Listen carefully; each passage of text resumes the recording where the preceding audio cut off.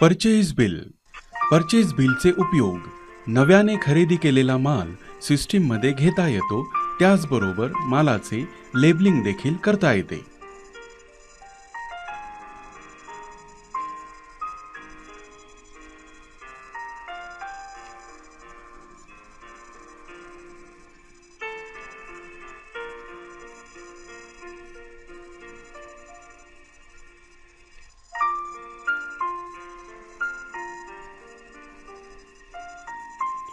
Purchase bill open करणे. Purchase bill open करण्यासाठी ॲक्मे insight विंडोमध्ये मेनू बारवरील बिलिंग मेनूवर क्लिक करा. डॉक्युमेंट लिस्ट मेनूवर क्लिक करा. Select from document master window सुरू होईल. यामध्ये परचेज बिल या पर्यायावर डबल क्लिक करा. List of purchase bill window open होईल. सर्च बॉक्समध्ये 712 हा नंबर टाईप करून देखील परचेज बिल ओपन करता येते. नवीन खरेदी बिल तयार करणे. नवीन खरेदी बिल भरण्यासाठी कीबोर्डवरील इन्सर्ट की दाबा किंवा इन्सर्ट बटनावर क्लिक करा. Record will be added window open होईल.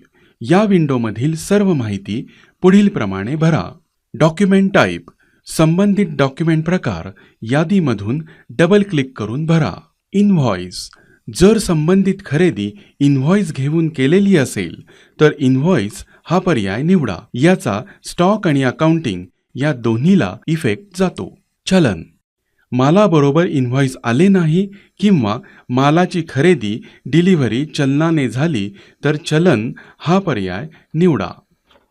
याचा फक्त स्टॉकला इफेक्ट जातो, अकाउंटिंगला इफेक्ट जात नाही. Supplier bill number. यामध्ये इनव्हॉइसवर असणारा पुरवठादाराचा म्हणजेच सप्लायरचा बिल नंबर आणि बिलाची तारीख एकत्रित टाईप करा. डेट. यामध्ये खरेदी बिलाला ज्या दिवशीचा अकाउंट इफेक्ट द्यायचा आहे ती तारीख भरा. येथे सिस्टीममध्ये आजची तारीख आपोआप घेतलेलीच असते. सप्लायर चलन नंबर. यामध्ये डिलिव्हरी चलन नंबर टाईप करा. डेट. यामध्ये माल ज्या तारखेला दुकानामध्ये आला ती तारीख भरा. या तारखेला खरेदी मालाचा स्टॉक रिपोर्टला इफेक्ट जाईल. सप्लायर. यामध्ये ज्या पुरवठादाराकडून माल खरेदी केला आहे त्याचे नाव यादीमधून डबल क्लिक करून भरा. यादीमध्ये जर हव्या असलेल्या पुरवठादाराचे नाव नसल्यास यादी ओपन असताना कीबोर्डवरील इन्सर्ट की दाबून नवीन पुरवठादार तयार करता येतो. Memo type. येथे माल कोणत्या प्रकारे खरेदी केला ते यादीमधून डबल क्लिक करून भरा. जसे माल जर रोखीने खरेदी केला असेल तर कॅश हा पर्याय निवडा. माल जर उधारीवर खरेदी केला असेल तर क्रेडिट हा पर्याय निवडा आणि जर माल चेक देऊन खरेदी केला असेल तर चेक हा पर्याय निवडा. आवर डॉक्युमेंट नंबर. यामध्ये सिस्टीमने जनरेट केलेला नंबर आपोआप आलेला दिसेल. हा नंबर तुम्ही परचेज बिलावर लिहून ठेवू शकता. लोकेशन. लोकेशन आपोआप घेतले जाईल. जर माल साठवायच्या जागा एकापेक्षा जास्त असतील तर संबंधित लोकेशन यादीमधून डबल क्लिक करून भरा. व्हॅट टाईप आपोआप भरला जातो. मूलभूतरित्या येथे ॲज पर आयटम असा व्हॅटचा प्रकार भरलेला असतो. जर खरेदी परराज्यातून केली असेल तर CST हा व्हॅट प्रकार यादीमधून निवडा. CST हा प्रकार निवडल्याने संबंधित मालाला व्हॅट न लागता CST लागतो. Due date. सप्लायरच्या मास्टरमध्ये भरलेल्या ड्यू डेट्सप्रमाणे ड्यू डेट आपोआप घेतली जाते. प्रॉडक्टची माहिती भरणे जसे सेल्स रेट, क्वांटिटी, ॲट्रिब्यूट इत्यादी. वरील सर्व माहिती हेडर फॉर्ममध्ये भरून एंटर केल्यानंतर item record insertion window open होईल. या विंडोमध्ये संबंधित खरेदी बिलामध्ये घ्यायच्या सर्व मालाची सविस्तर माहिती भरा. Item name. यामध्ये खरेदी केलेल्या प्रॉडक्टचे नाव कीबोर्डवरून टाईप करून सिलेक्ट करा. हवा असलेला प्रॉडक्ट यादीमध्ये नसल्यास यादी ओपन असताना कीबोर्डवरील इन्सर्ट की प्रेस करून नवीन प्रॉडक्ट तयार करता येतो. प्रॉडक्ट सिलेक्ट करून एंटर की प्रेस करा. एंटर केल्यानंतर कर्सर ॲट्रिब्यूटमध्ये जाईल. यामधून प्रॉडक्टचे गुणविशेष सिलेक्ट करा. यामधील काही ॲट्रिब्यूटची माहिती तुम्हाला पिकलिस्टमधून सिलेक्ट करायची आहे, तर काही ॲट्रिब्यूटची माहिती कीबोर्डवरून टाईप करायची आहे. सर्व ॲट्रिब्यूटमध्ये माहिती भरल्यानंतर कर्सर MRP या फील्डमध्ये जाईल. ज्या दराने संबंधित प्रॉडक्ट ग्राहकाला विकायचा आहे तो दर येथे भरा. क्वांटिटी संबंधित प्रॉडक्टची खरेदी केलेली संख्या येथे भरा. रेट यामध्ये खरेदीचा दर भरा. खरेदी दरावर असणारे मार्जिन सेल्स रेटच्या समोर दिसेल. अमाऊंट वरील भरलेल्या माहितीनुसार एकूण रक्कम आपोआप हिशोब करून अमाऊंटमध्ये येईल. जर संबंधित रक्कम अमाऊंटमध्ये टाईप केली तर त्यावरून देखील दर आपोआप हिशोब करून ठरवला जातो. या विंडोमध्ये ॲट्रिब्यूटच्या माहितीमध्ये काही बदल करायचे असल्यास Alt A ही की प्रेस करा. ॲट्रिब्यूटमध्ये असणारी माहिती पाहायची असल्यास F12 ही की प्रेस करा.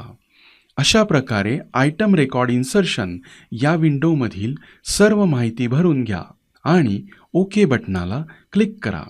ओके केल्यानंतर प्रॉडक्ट व त्याची माहिती सेव्ह होईल.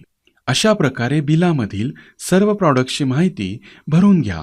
सर्व प्रॉडक्ट्सची एंट्री करून कीबोर्डवरील एस्केप की दाबा. आयटम रेकॉर्ड इन्सर्शन विंडो बंद होईल आणि कर्सर पुन्हा परचेस बिलमध्ये प्रॉडक्टच्या यादीमध्ये म्हणजेच इन्व्हेंटरी ब्लॉकमध्ये आलेला दिसेल.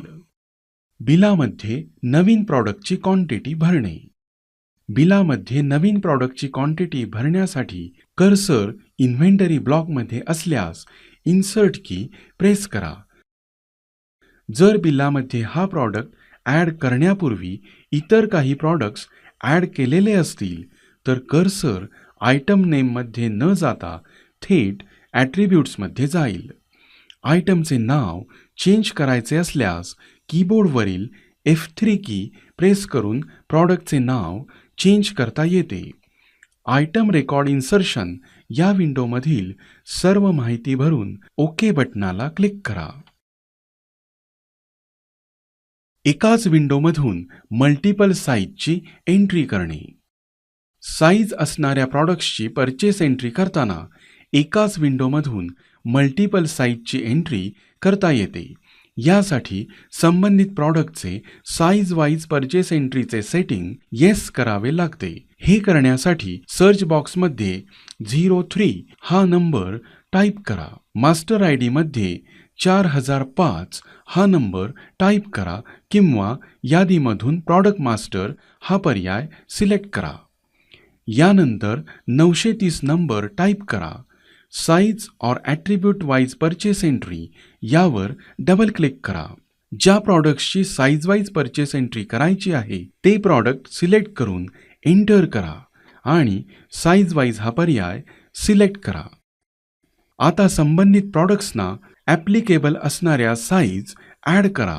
यासाठी सर्च बॉक्समध्ये 15 हा नंबर टाईप करा. साईज डिटेल्स फॉर आयटम ही विंडो ओपन होईल.